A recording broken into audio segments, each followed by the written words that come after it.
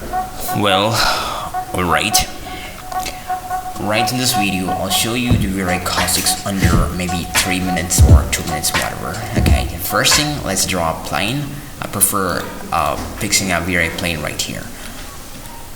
Well, the second thing is let's pick an object here. It can be probably a sphere, and right in this case, I like to elevate. I'll keep the sphere right onto the top of the plane. And the third thing that we really want to do here is to create a material. It's a simple Vray material with a diffuse black, and the reflect and refract is 100% white. And the last thing that we wanna take care is we need to turn off the effect shadows option, and this is the kind of a preview of that glassy material here. And let's let's try to apply that. Let's try to apply that material right onto the sphere. Okay, still you're seeing everything is black. Why? Because we haven't applied any sort of material here. So getting very light.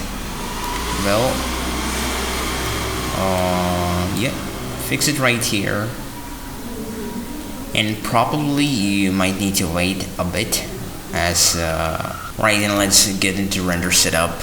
Right in here, I think we're gonna get into Vray GPU hotfix and try to render this using CPU and GPU. Whereas right now, as of this version Vray 5, we don't have any GPU type of caustic support, so I'll show the comparison between GPU and CPU right here. So let's get into the GPU fix.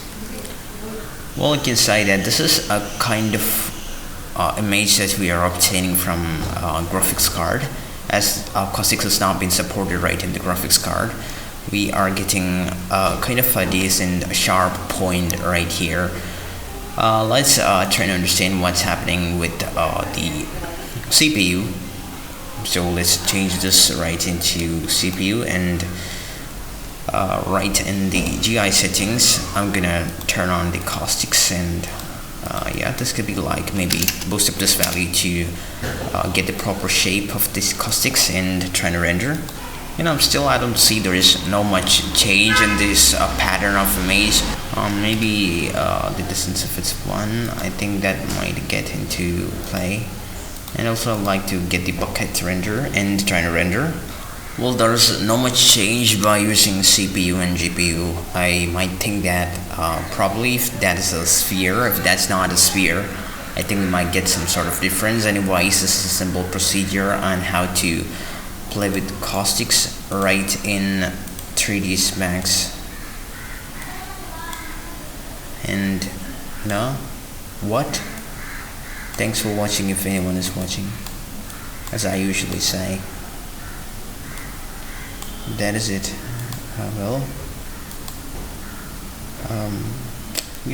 Everything about these things, as I am not going to explain any of these things right random. So alright, good.